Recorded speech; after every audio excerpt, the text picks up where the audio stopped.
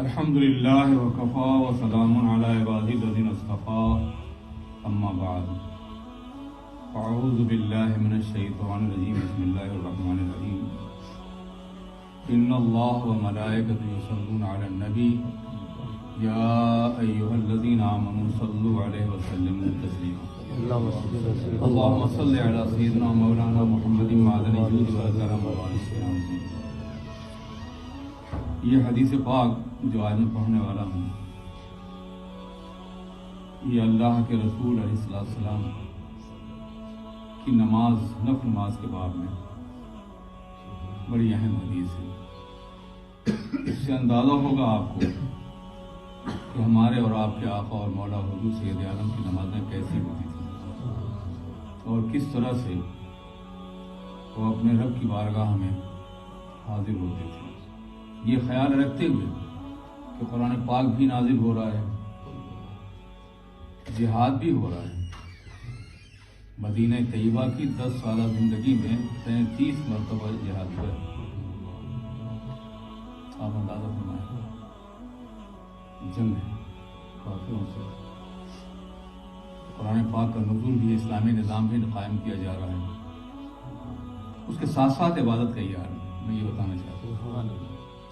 عن ابی عبداللہ حذیفہ ابن الیمان رضی اللہ تعالی عنہما قال صلیت مع النبی صلی اللہ علیہ وسلم ذات لیلۃ فافتتح البقرہ فقلت یرکع عند المئة ثم مضى فقلت يصلي بها في ركعات فمضى فقلت يركع بها ثم افتتح النساء فقرأ ثم افتتح آل عمران فقرأ يقرأ مترسلا اذا مر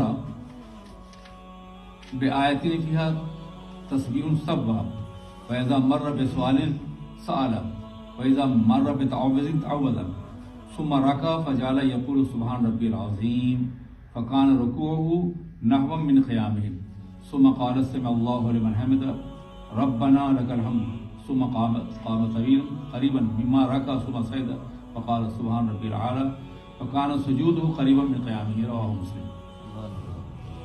حضرت ابو عبداللہ حذیفہ ابن یمان رضی اللہ عنہ فرماتے ہیں کہ میں نے نبی اکرم صلی اللہ علیہ وسلم کی اقتداء میں نماز ادا کی۔ آپ علیہ السلام نے سورہ بقرہ شروع کی۔ میں نے سوچا کہ آپ 100 آیات پڑھ کر رکوع میں چلے جائیں گے، لیکن آپ مسلسل پڑھتے رہے۔ میں نے سوچا کہ آپ ایک رکعت میں پوری سورہ بقرہ پڑھ لیں گے، لیکن آپ مسلسل پڑھتے رہے۔ میں نے سوچا اب آپ رکوع کر لیں گے، لیکن پھر آپ نے سورہ نساء پڑھنی شروع کر دی، پھر آپ نے سورہ آل عمران پڑھنی شروع کر دی اور اسے بھی پورا کیا۔ اب آپ آرام آرام سے ترتیل کے ساتھ پڑھ رہے تھے۔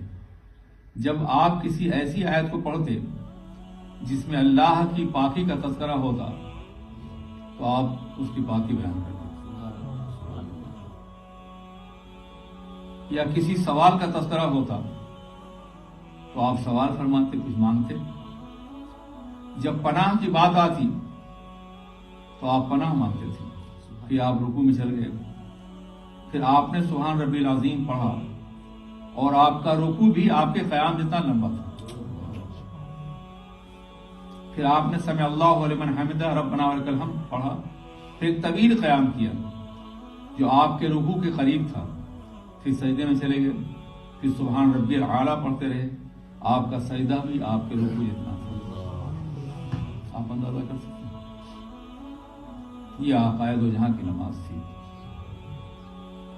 ہمارے یہاں تو یہ عالم ہے کہ ہم یہاں آتے ہیں صرف سر رکھنے کے لیے اور سمجھتے ہیں کہ ہم نے نماز بہت ادا کر دیا۔ یعنی وہ روایتیں جو آپ نے بارہا سنی ہیں کہ عقائد و جہاں کے پیروں میں ورم آ جاتا تھا، اس کی وجہ ہی سورہ بقرہ، سورہ آل عمران، سورہ نساء، سورہ آل عمران سب ایک رکعت میں، اور پھر رکوع بھی اتنا ہی لمبا، پھر سجدہ بھی اتنا ہی لمبا، پھر قیام بھی اتنا ہی لمبا۔ یہ اس صورت میں جبکہ آپ اسلام کا نظام اپنی تمام تر عظمتوں کے ساتھ منظم کر رہے تھے۔ اللہ سبحانہ وتعالیٰ عقائد و جہاں کے عظیم سجدوں کے سلسلے میں ہمیں اخلاص کے سجدے عطا فرمائے۔ یہ مفہوم کہ آقا قرآن پاک میں بہت سی آیتیں جس میں اللہ سے پناہ مانگی گئی، تعوذ کی آیتیں ہیں، جب ایسی آیتیں ہوتی تو آپ اللہ سے پناہ مانگتے شروع کر کے تلاوت شروع کرتے۔ بہت سی آیتیں ہیں جس میں اللہ کی تسبیح کی گئی ہے، وہاں اللہ کی تسبیح فرماتے تھے۔ بہت سی آیتیں ہیں جس میں اللہ سے کچھ سوال کیا گیا ہے تو آپ اپنے لیے امت کے لیے سوال کرتے تھے۔ اس طرح سے آپ نماز ادا کرتے تھے۔ ظاہر سے پوری رات گزر جاتی رہی، کبھی کبھی ایک سجدے میں پوری رات گزری ہے۔ اس روایت کو امام مسلم نے روایت کیا ہے۔ اللہ سبحانہ وتعالیٰ ہمیں اور آپ کو سچی نماز